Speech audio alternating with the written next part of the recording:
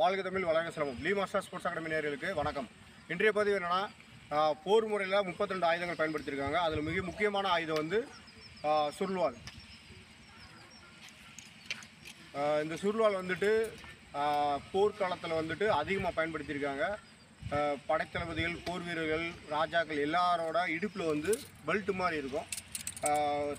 பெரிய படைகள் சூழ்ந்திருக்கும் பொழுது அதை உருவி வந்துட்டு என்ன பண்ணுவாங்கன்னா, படையை விரட்டி அதுலேருந்து தப்பிச்சு போவாங்க. எதிரிகளை வந்து ஈஸியாக வீழ்த்தியிருப்பாங்க. ஸோ வந்து அந்த காலத்தில் வந்து இந்த இதெல்லாம் கொஞ்சம் ஷார்ப்பாக இருக்கும். இப்போ நம்ம பயன்படுத்தக்கூடியது வந்து விளையாட்டு ஸ்போர்ட்ஸு மாறினால இது வந்து அந்தளவுக்கு ஷார்ப் கிடையாது, மழுங்கி தான் இருக்கும். இதை நம்ம பயன்படுத்தக்கூடிய வடிவில் தான் வடிவமைச்சிருக்காங்க. ஸோ இதை வந்து எப்படி பண்ணலாம் அப்படிங்கிறத நம்ம வீடியோவில் பார்ப்போம். சுருள்வாளில் வந்து ஃபஸ்ட்டு வந்துட்டு இந்த கயறு இந்த மாதிரி இதை வச்சு பழகிக்கோங்க. தென் வந்துட்டு முன்னாடி ஸ்லோவாக ஃப்ரண்ட்டு கொஞ்சம் கையை மேலே தூக்கியே பண்ணுங்கள், தரையில் தட்டாமல் பண்ணுங்கள். அது வந்ததுக்கப்புறம் அப்படியே வந்து கீழ்தாரை பின்வீச்சு பண்ணுங்கள். அதுக்கப்புறம் வாக் பண்ணி முன்னே ஏறி அப்புறம் இறங்குதல், இது நல்லா பழகிக்கோங்க. இதுக்கப்புறம் வந்து கையை மாற்றி பண்ணுறதும் நல்லா பழகிக்கோங்க. கை மாற்றுறது, அதுலேயே ஏறி பண்ணுறது. அதுக்கப்புறம் வந்து இருக்கோங்க, இது வந்து கருங்குருவி நிலை.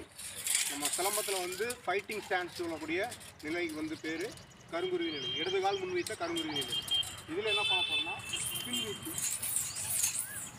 அதுக்கப்புறம் முன்வீச்சு, பின்வீச்சு, முன்வீச்சு. இப்போது பின்வீச்சு போட்டு காலை முன்னாடி போட்டு முன்வீச்சு போட்டால் அப்புறம் மறுபடியும் பின்வீச்சு. இதே மாதிரி பழகிக்கணும். அதுக்கப்புறம் இப்போ கை மாற்றுறோம். கை மாற்றுறது பின்னாடி,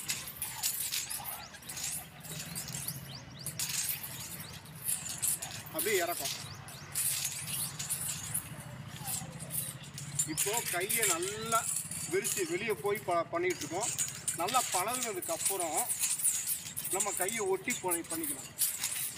நம்ம மேலே அடிக்கக்கூடாது. பழகிற வரைக்கும் நம்ம கையை வந்து கொஞ்சம் உடம்பு மேலே படாத அளவுக்கு தள்ளி வச்சு பண்ணிக்கலாம்.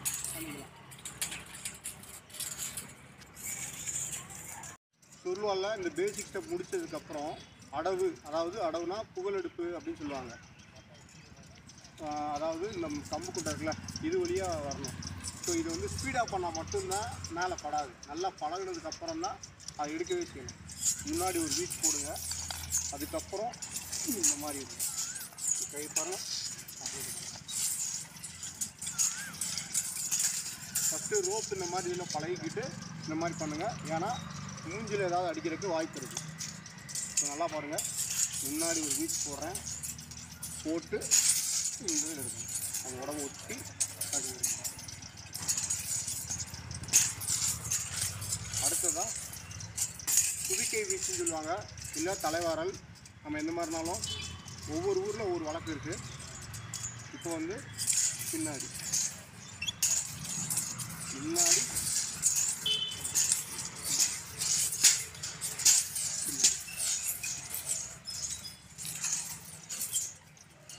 இதெல்லாம் பேசிக் ஸ்டெப்ஸ் தான்.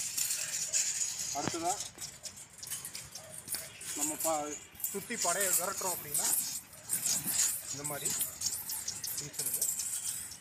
அதுக்கப்புறம் கரண காலுக்கு வெட்டுறது.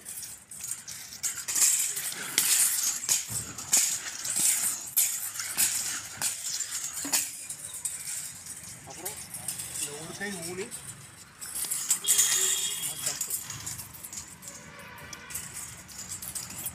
இது வந்து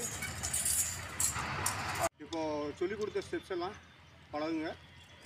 அடுத்தடுத்த ஸ்டெப்ஸை வந்து அடுத்தடுத்த வீடியோவில் பார்க்கலாம். நன்றி.